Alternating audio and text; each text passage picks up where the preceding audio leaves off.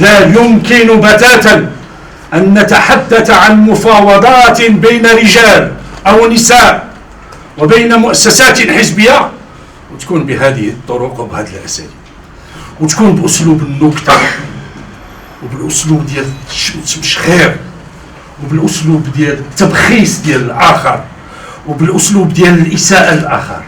بالله عليكم اليوم حتى من الأحزاب التي لم يخاطبها قولوا لي واش كان شي حد محظوظ قدر حظ السي عبد الإله؟